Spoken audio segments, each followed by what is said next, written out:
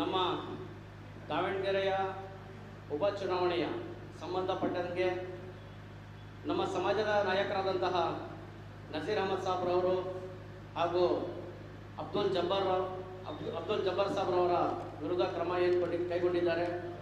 ಅದರ ವಿರುದ್ಧವಾಗಿ ನಾವಿವತ್ತು ಪ್ರೆಸ್ ಕಾನ್ಫರೆನ್ಸ್ನ ಇಲ್ಲಿ ಕರೆದಿದ್ದೇವೆ.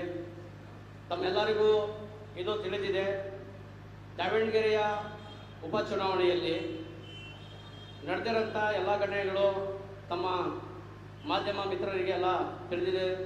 ಇಲ್ಲಿ ಯಾವುದೂ ಹೊಸದಲ್ಲ. ಸುಮಾರು ದಿನದಿಂದ ಇದು ದಿನನಿತ್ಯ ಮಾಧ್ಯಮಗಳಲ್ಲಿ ಇದು ಬರ್ತಾ ಇದೆ. ಸಿಚುವೇಶನ್ ಏನೋ ಇಷ್ಟು ಹೈಲೈಟ್ ಮಾಡೋಂಥ ಅವಶ್ಯಕತೆ ಇರಲಿಲ್ಲ. ತಮ್ಮೆಲ್ಲರಿಗೂ ಈ ಮಾತನ್ನು ಒಪ್ಕೋತೀರಿ ಮಾಧ್ಯಮ ಮಿತ್ರರು ಅಂತ ನಾನು ಭಾವಿಸ್ತಾ, ರಾಷ್ಟ್ರೀಯ ಪಕ್ಷವಾಗಲಿ ಪ್ರಾದೇಶಿಕ ಪಕ್ಷವಾಗಲಿ ಜಾತಿವಾರು ಟಿಕೆಟ್ಗಳನ್ನು ಕೊಡಲ್ಲ ಅಂತ ಮೇಲ್ನೋಟಕ್ಕೆ ಹೇಳಿದ್ರು ಪ್ರತಿಯೊಂದು ಕ್ಷೇತ್ರಗಳಲ್ಲಿ ನಾವು ಎಣಿಕೆ ನೋಡಿದಾಗ ಆಲ್ಮೋಸ್ಟ್ ಜಾತಿವಾರ ಲೆಕ್ಕಾಚಾರದಲ್ಲೇ ಟಿಕೆಟನ್ನು ಹಂಚ್ಕೊಂಡು ಬರ್ತಾ ಇರೋದು.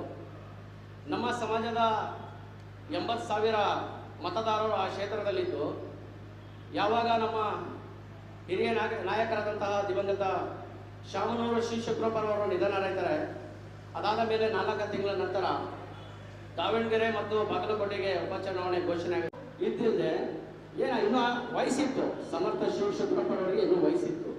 ಮುಂದಿನಗಳಲ್ಲಿ ತೀರ್ಮಾನ ಮಾಡಿ ನೀವು ಟಿಕೆಟ್ ಕೊಡಬೇಕಿತ್ತು.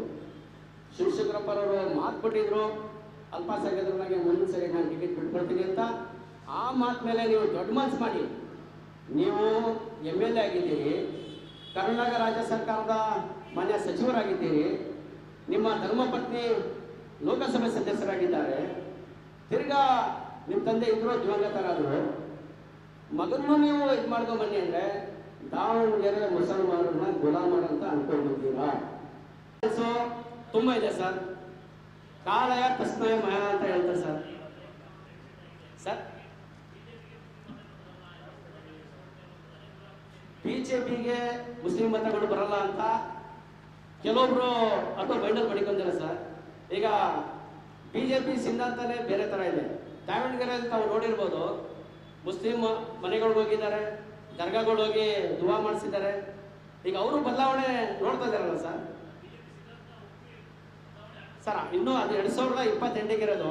ನಮ್ಮ ಹಿರಿಯರು ಉಲ್ಮಾಕ್ರಾಮ್ಗಳು 2023ಕ್ಕೆ ಅವ್ರು ಏನು ಒಂದು ಮೆಸೇಜನ್ನು ಕೊಟ್ಟಿದ್ರು ಅದನ್ನು ಫಾಲೋ ಮಾಡಿದ್ದೀವಿ. ಬರುವ ದಿನಗಳಲ್ಲಿ 2028 ಅವ್ರು ತಿರ್ಗಾ ಏನೊಂದು ಮೆಸೇಜನ್ನು ಕೊಡ್ತಾರೆ, ಇನ್ಶಾಲ್ಲಾ ನಾವು